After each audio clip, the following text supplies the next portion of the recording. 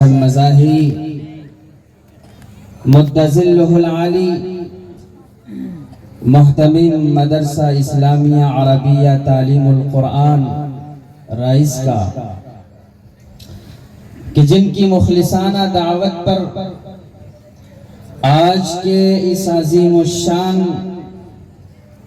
جلسہ دستار بندی میں مجھے حاضری کی سعادت نصیب ہوئی۔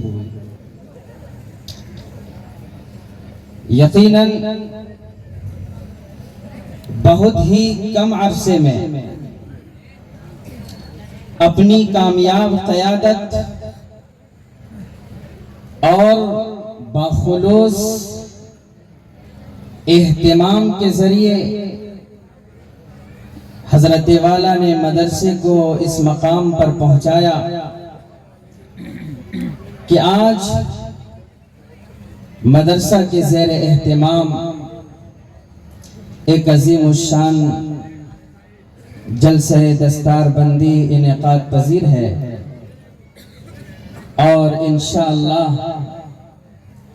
تھوڑی دیر کے بعد آپ حضرات وہ منظر اپنی آنکھوں سے دیکھیں گے کہ تقریباً 13 حفاظ کرام کے سروں پر دستار حفظ باندھی جائے گی۔ جہاں حضرت مولانا شکریہ کے اور مبارکبادی کے قابل ہیں، میں سمجھتا ہوں کہ بستی رائس کا ایک ایک فرد، ایک ایک ذمہ دار مرد و عورت بھی مبارکبادی کا مستحق ہے۔ یقیناً پوری بستی زبان سے بے اختیار یہ جملہ نکلا کہ کتنے خوش نصیب ہوں گے وہ لوگ جن کے اوپر اللہ اس کلام کو اتاریں گے، کتنے سعادت مند ہوں گی وہ زبانیں جو زبانیں قرآن کریم کی تلاوت کریں گی، اور کتنے مبارک ہوں گے وہ دل جن دلوں میں اس قرآن کو اور ان سورتوں کو بسایا جائے گا۔ میرے دوستو، یہ مدارس اسلامیہ جو ملک کے چپے چپے میں، ملک کے حصے حصے میں جگہ جگہ پھیلے ہوئے ہیں، یہ ان کا کم بڑا کارنامہ نہیں ہے، یہ معمولی حصول یابی نہیں ہے۔ جو لوگ مدرسوں سے جڑے ہوتے ہیں، مدرسوں کے ذمہ دار جو لوگ ہوتے ہیں، ان سے آپ معلوم کریں، بسا اوقات مدرسوں میں ایسے بچے آتے ہیں جن بچوں کو یہ نہیں معلوم ہوتا کہ بیٹھنے کا ادب کیا ہے، کھانے کا طریقہ کیا ہے، سونے کی تہذیب کیا ہے، وہ لاشعور ہوتے ہیں، انہیں ادب سے کوئی مس نہیں ہوتا، ایسے پسماندہ علاقے سے وہ اٹھ کر آتے ہیں، اور کبھی کبھی یہ منظر مدرسوں میں دیکھنے کو ملتا ہے کہ مدرسے میں کھانا کھانے سے پہلے دسترخوان بچھایا جاتا ہے، اور استاذ کی طرف سے یہ حکم ہوتا ہے کہ بیٹے دسترخوان پر بیٹھ کے کھاؤ۔ تو کچھ بچے ایسے بھی مل جاتے ہیں جنہیں یہ معلوم نہیں ہوتا کہ دسترخوان پر کس طرح بیٹھ کے کھایا جاتا ہے، اپنی پلیٹ میں کھانا لیتے ہیں اور کھانا دسترخوان پر رکھنے کے بجائے خود دسترخوان پر بیٹھ جاتے ہیں اور کھانا زمین کے اوپر رکھتے ہیں۔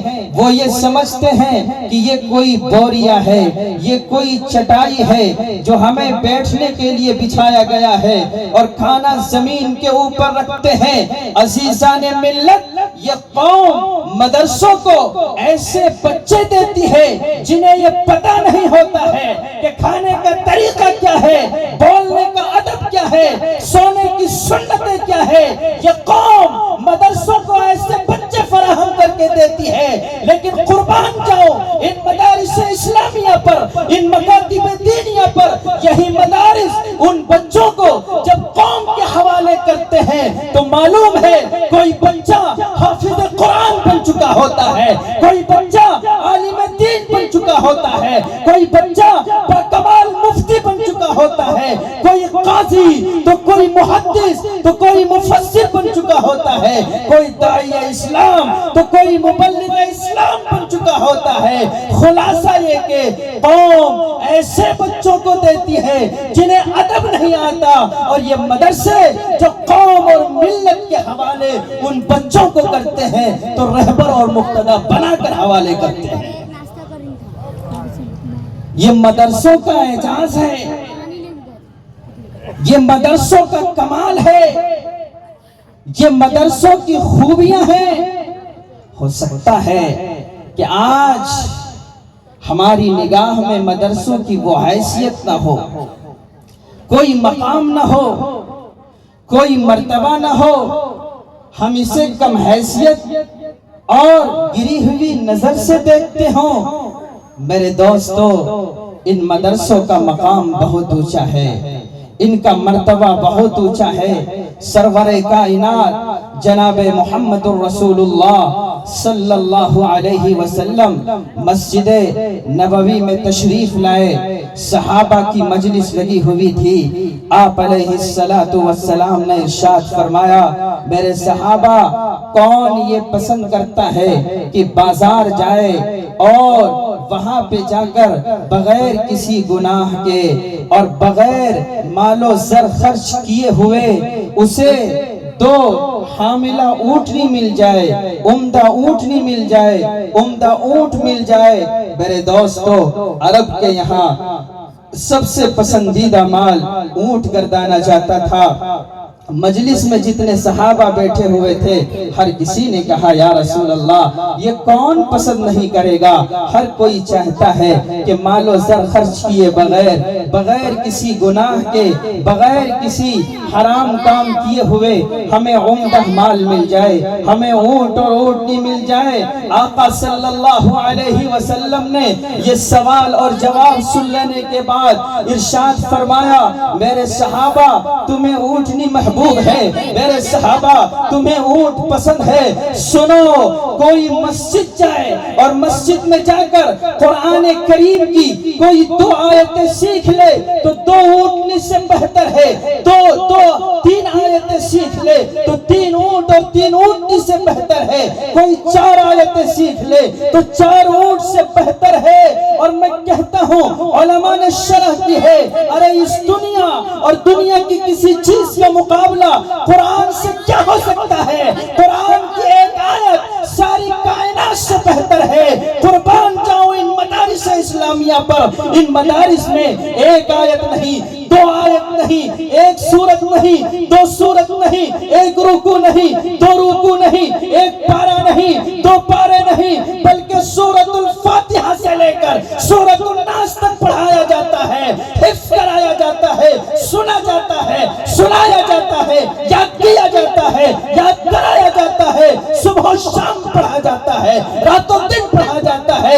اور راتوں دن کی بات چھوڑیے، جب ساری دنیا خراٹے کی نیند لے کر سو رہی ہوتی ہے، نرم بستروں میں گھس کر لحاف اوڑھ کر سو رہی ہوتی ہے اور غفلت کی نیند سو رہی ہوتی ہے، مدرسے کے معصوم بچے، چھوٹے چھوٹے بچے جن کے پاس صحیح سے کپڑے نہیں ہوتے پہننے کے لیے، جنہیں ٹھنڈ کے موسم میں مدرسوں میں گرم پانی کا انتظام نہیں ہوتا، یہ مدرسوں کے بچے صبح کے وقت میں اٹھتے ہیں، ٹھنڈ پانی سے وضو کرتے ہیں، پھٹے پرانی چادروں کو اوڑھ کر اور رب کے کلام کو، رب کے قرآن کو لے کر بیٹھ جاتے ہیں اور رکھتے ہیں اور پڑھتے ہیں۔ میرے دوستو، عزیزو، بزرگو، ان مدرسوں کی خوبیاں کیا ہے، ان مدرسوں کا کمال کیا ہے، یہ ہم نہیں سمجھ سکتے۔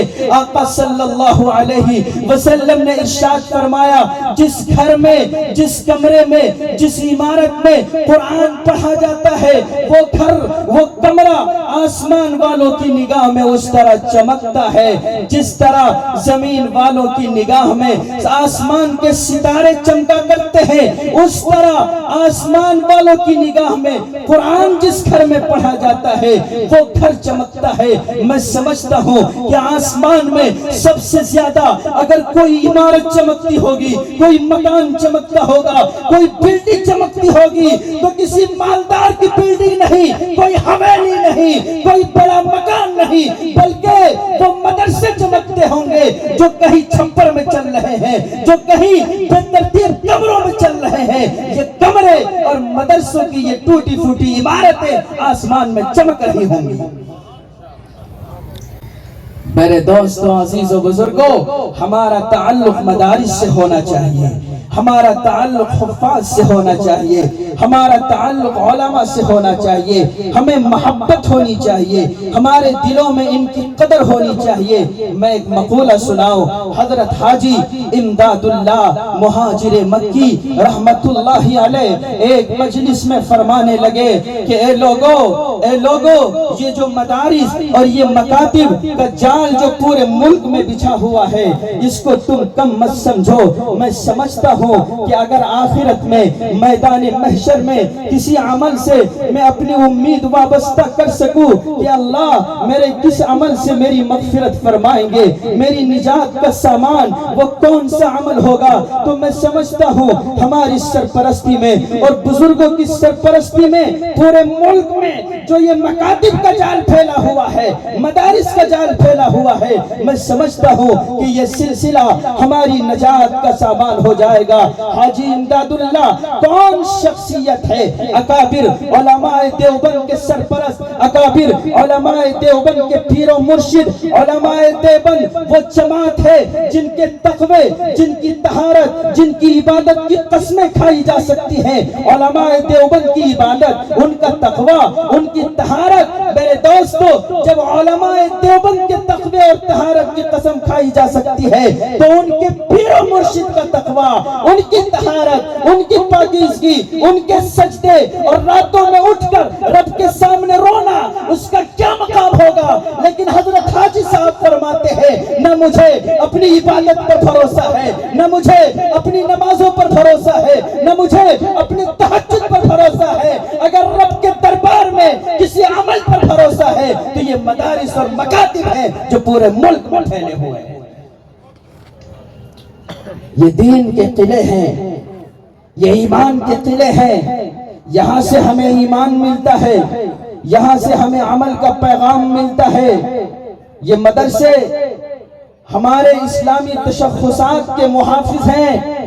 آج جو اتنے سروں پہ ٹوپیاں نظر آ رہی ہیں، اتنے چہروں میں جو داڑھیاں نظر آ رہی ہیں اور بدن پر جو کرتے اور پجامے کی شکل میں اسلامی لباس نظر آ رہا ہے، آج ہمارے گھروں میں جو قرآن کی تلاوت ہو رہی ہے، پیشانیوں پر جو سجدے کے نشانات ہیں، مسجدیں ہیں، مدرسے ہیں، عورتوں کے بدن پر جو برقعے ہیں جو اسلام کی اور اسلامی تہذیب کی گواہی دیتے ہیں۔ میرے دوستو اگر یہ سب کچھ زندہ ہے تو یہ دین ہے ان مدارس کا، یہ برکت ہے ان مکاتب کی۔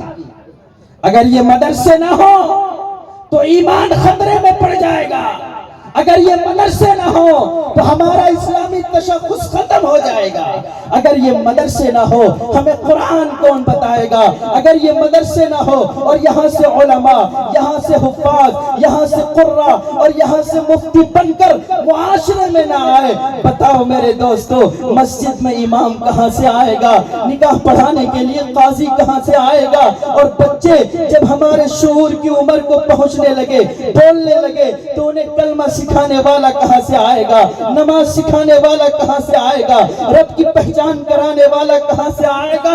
اور جب کسی گھر میں بچے پیدا ہو تو ان کے کانوں میں اذان اور تکبیرات کے کلمات کہنے کے لیے کون آئے گا؟ یہ مدرسے ہیں جو مسجد کو امام دیتے ہیں، یہ مدرسے ہیں جو معاشرے کو قاضی دیتے ہیں، یہ معاشرے ہیں جو معاشرے کو مفتی دیتے ہیں، مؤذن دیتے ہیں۔ میرے دوستو اور قدم قدم پر رہبری کرنے والا امام اور عالم دین دیا کرتے ہیں۔ ان مدرسوں میں جو بیٹھ جاتا ہے، ان مدرسوں میں جو پڑھ لیتا ہے، ان چٹائیوں پر جو بیٹھ جاتا ہے اور قرآن پڑھ لیتا ہے، ایمان سیکھ لیتا ہے، میرے دوستو وہ مشکل سے مشکل حالات میں بھی اپنے ایمان کی حفاظت کر لیا کرتا ہے۔ حضرت مفتی احمد خان پوری مد ظلہ العالی فخر گجرات ہیں، صوبہ گجرات کے بہت بڑے قابل مفتی۔ انہوں نے اپنی کتاب میں لکھا ہے مدرسوں کی برکت کے حوالے سے، میں اس لیے یہ موضوع چھیڑا ہوں کہ آج ہمارا لگاؤ مدرسوں سے کم ہوتا چلا جا رہا ہے، مدرسوں سے دلچسپیاں ہماری کم ہوتی چلی جا رہی ہیں۔ ہم یہ سمجھتے ہیں کہ یہ کوئی دکان ہے جو چلائی جا رہی ہے، نہیں میرے دوستو، یہ ایمان و اسلام کے قلعے ہیں، یہیں سے ہمارا دین زندہ ہے۔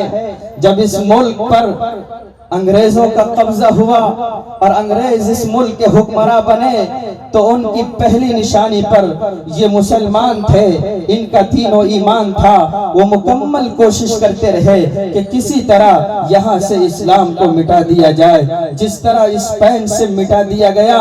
لیکن میرے دوستو اس وقت اگر اسے ناکامی کا منہ دیکھنا پڑا تو یہی مدرسے میدان میں تھے، اور ان مدرسوں سے پڑھ کر فارغ ہونے والے علماء کرام میدان کے اندر تھے۔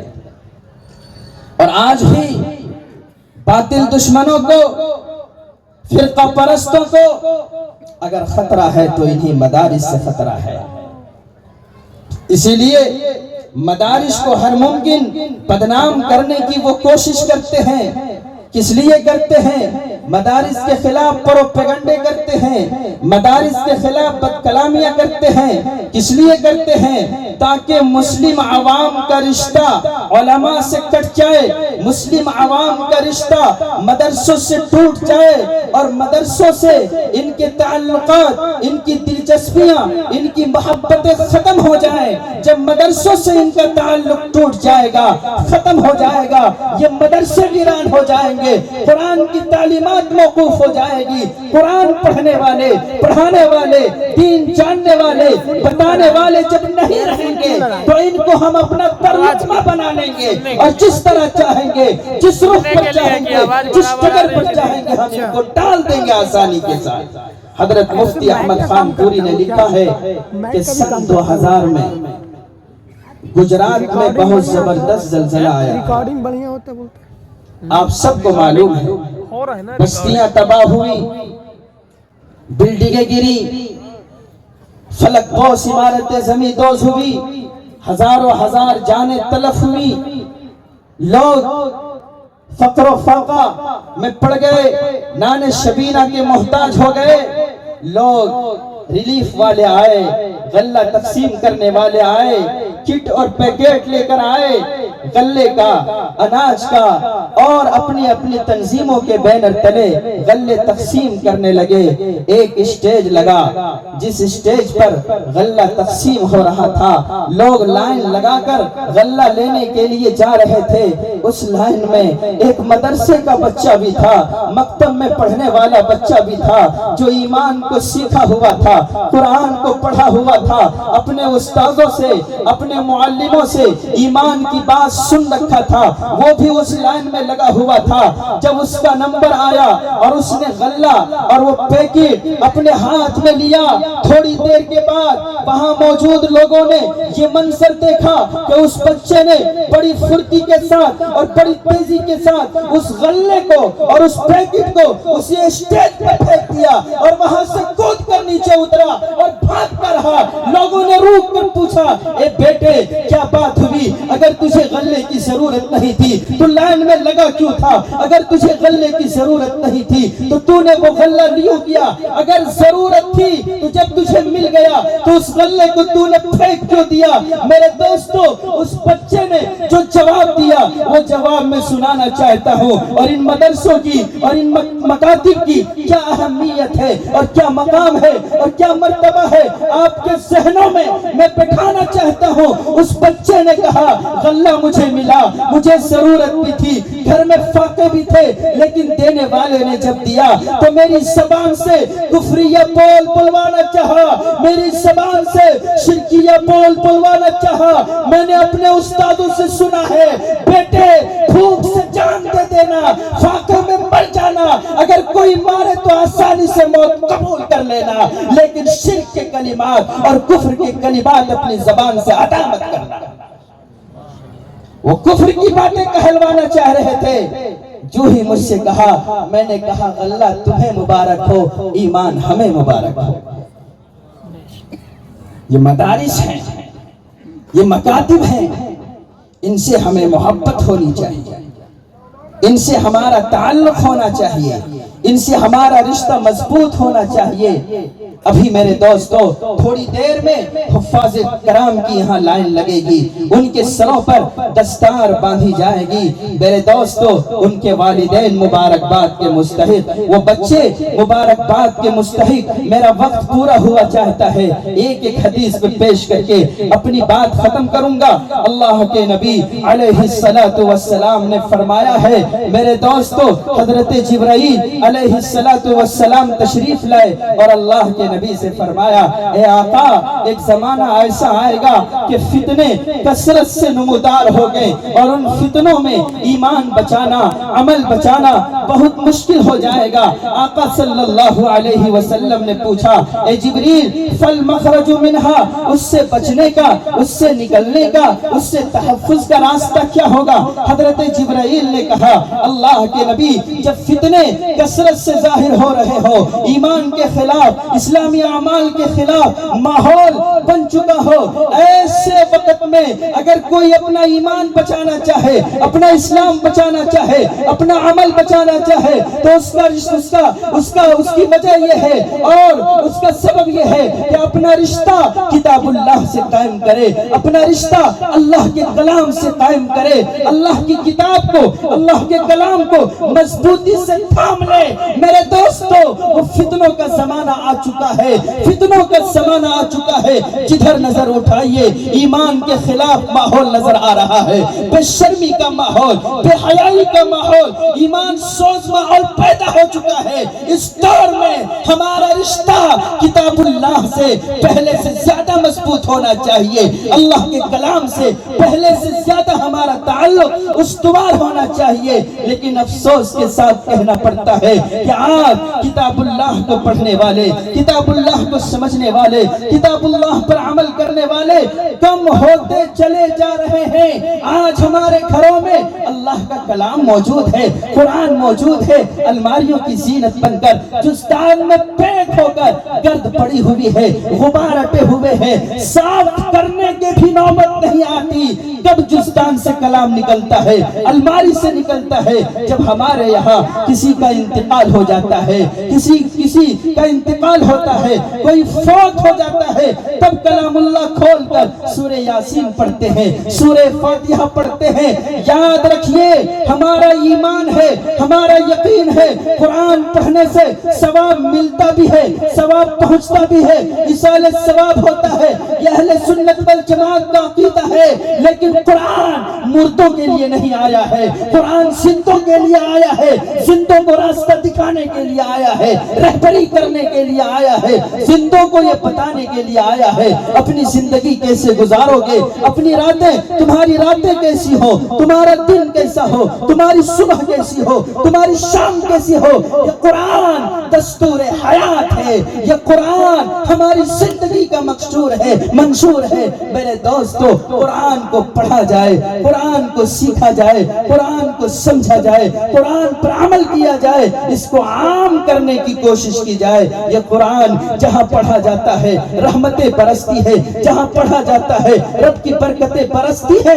میرے دوستو آج ہم نے اپنے گھروں سے قرآن کو نکالا، نماز کو نکالا، حیا کو نکالا، اللہ کی عبادتوں کو نکالا، شیطان کی آوازوں کو گھسایا، اپنے گھروں کے اندر برکتیں اٹھ گئی، سکون اٹھ گیا۔ لوگ کہتے ہیں سکون نہیں ہے، مال تو ہے لیکن اطمینان نہیں ہے، سکون نہیں ہے، دل بے چین رہتا ہے، دل پریشان رہتا ہے۔ میرے دوستو، شیطان کی آوازوں کو ہم نے گھسایا۔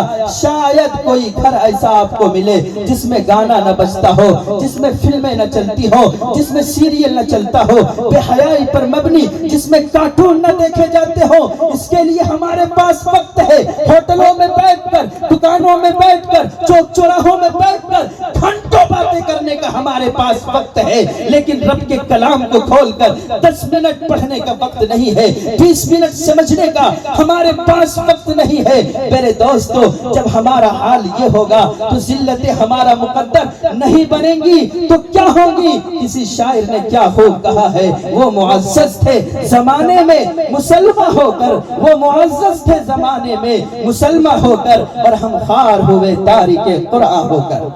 ایک روایت پیش کرتا ہوں، اپنی بات مکمل کروں گا۔ حضرت اسید بن حضیر، بڑے درجے کے صحابی، اپنے گھر میں صبح کے وقت میں قرآن کی تلاوت میں مصروف ہیں۔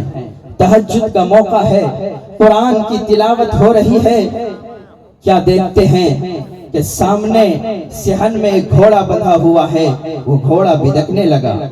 تلاوت موقوف کرتے ہیں، گھوڑا رک جاتا ہے، پھر شروع کرتے ہیں، گھوڑا بدکنے لگتا ہے، پھر روکتے ہیں، گھوڑا ساکن ہو جاتا ہے، پھر شروع کرتے ہیں، گھوڑا بدکنے لگتا ہے۔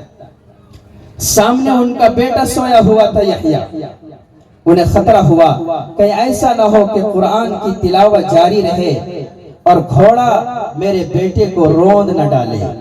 تلاوت بند کی، کلام پاک بند کیا اور باہر نکلے تو کیا منظر تھا، عجیب و غریب سما تھا۔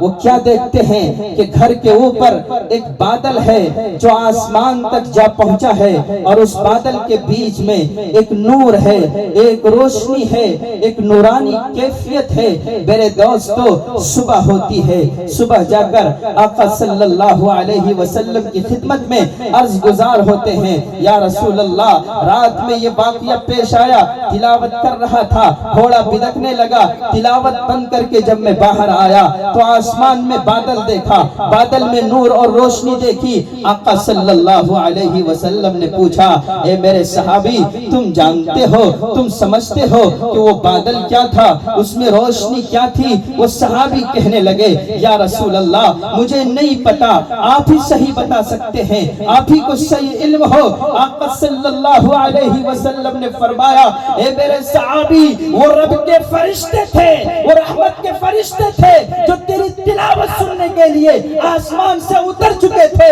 اور ہاں، جہاں قرآن کی تلاوت ہوتی ہے، جہاں قرآن کی قرأت ہوتی ہے، رب کے فرشتے آ کر گھیر لیتے ہیں اور بہت غور سے سنتے ہیں۔ علماء کرام نے لکھا ہے، اس لیے فرشتے سنتے ہیں کہ فرشتوں کو قرآن کی تلاوت کی اجازت نہیں۔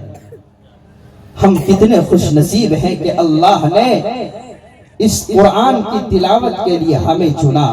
علماء نے لکھا ہے، سوائے جبرائیل علیہ السلام کے، سوائے جبرائیل علیہ السلام کے فرشتے بھی قرآن کی تلاوت نہیں کرتے۔ ہم قرآن کی تلاوت بھی کرتے ہیں، ہم قرآن کو حفظ بھی کرتے ہیں، ہم قرآن کو یاد بھی کرتے ہیں۔ اور میرے دوستو، یہ قرآن کا اعجاز ہے کہ سارے لوگ قرآن کو حفظ کر رہے ہیں، بڑے بھی کرتے ہیں، چھوٹے بھی کرتے ہیں، مرد بھی کرتے ہیں، عورتیں بھی قرآن کو یاد کر لیتی۔ پوری دنیا کا جائزہ اگر آپ لیں، قرآن کے علاوہ دوسری کوئی کتاب آپ کو نہیں ملے گی جس کتاب کو مکمل یاد کر لیا گیا ہو اور ایک بیٹھک میں از اول تا آخر کوئی سنا دے، ایسی کوئی کتاب نہیں ملے گی۔ اگر ایسی کوئی کتاب اس آسمان کے نیچے اور زمین کے اوپر ہے تو وہ قرآن کریم ہے، رب کی کتاب ہے جو اللہ نے ہمیں عطا فرمائی ہے۔ یہ رب کا کلام ہے، یہ رب کی بولی ہے جو اللہ نے بولا ہے۔ جو اللہ نے تکلم فرمایا ہے. آج ہم چڑیوں کی زبان نہ بول سکتے ہیں نہ سمجھ سکتے ہیں, جانوروں کی زبان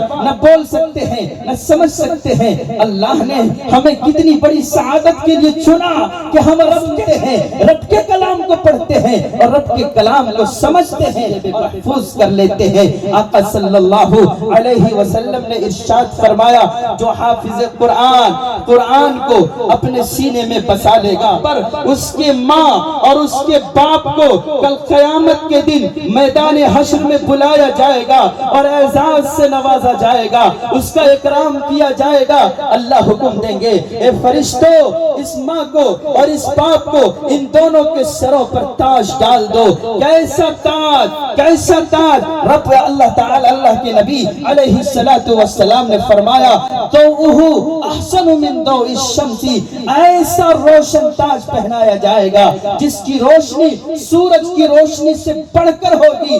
تاج پوشی کی جائے گی. حافظ قرآن کے والد کے سر پر, والدہ کے سر پر وہ تاج رکھا جائے گا. ہو سکتا ہے اس دنیا میں حافظ قرآن کا باپ کمزور ہو, ماں کمزور ہو, غریب ہو, فقیر ہو, مزدوری کرنے والے ہو, اس کی ماں دوسرے کے گھروں میں برتن مانجنے والی ہو, باپ ٹھیلا چلانے والا ہو, اسے کوئی مقام اور مرتبہ معاشرے میں نہ ملا ہو, لیکن رب کے دربار میں جائے گا, اعزاز سے نوازا جائے گا, اکرام سے نوازا جائے گا, تاج پہنایا جائے گا. آقا نے فرمایا, فما ظنکم بالذی عمل بہذا, جب ماں باپ کا یہ اعزاز ہے تو سمجھ سکتے ہو کہ خود حافظ قرآن کا اعزاز کیا ہوگا, خود حافظ قرآن کا اکرام کیا ہوگا. اللہ تبارک و تعالی کی طرف سے ارشاد ہوگا, حافظ قرآن اپنے گھر کے 10 لوگوں کے بارے میں جس پر تم اپنا ہاتھ رکھ دو گے, جس کی سفارش کر دو گے, چاہے اپنی بدعمالیوں کی وجہ سے وہ جہنم کا مستحق ہو چکا ہوگا, تمہاری سفارش ہوگی, قبولیت میری طرف سے ہوگی. تم زبان کھولو اور کہو, اے میرے رب, اس کی سفارش قبول کر لیجئے, اس کو اپنی جنت کا مہمان بنا لیجئے, میں قبول کر لوں گا.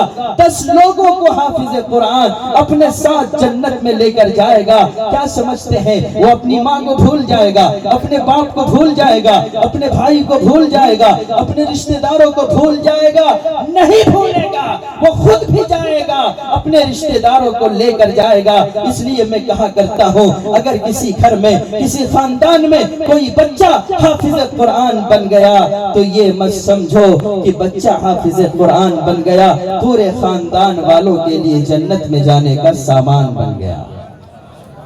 میرے دوستو, اس لیے یہ اتنا بڑا مجمع ہے. ایک گزارش کر کے جاتا ہوں, اپنا تعلق قرآن سے مضبوط کریے, مدرسوں سے مضبوط کریے, علماء سے مضبوط کریے. اس پرفتن دور میں اگر ہم اپنا ایمان, نسلوں کا ایمان بچانا چاہتے ہیں, یہی ایک راستہ ہے. اللہ تبارک و تعالی سے دعا ہے, اللہ تبارک و تعالی جو باتیں کہی گئی ہیں, کہنے والے سننے والے سب کو عمل کی توفیق مرحمت فرمائے. وآخر دعوانا الحمدللہ رب العالمین.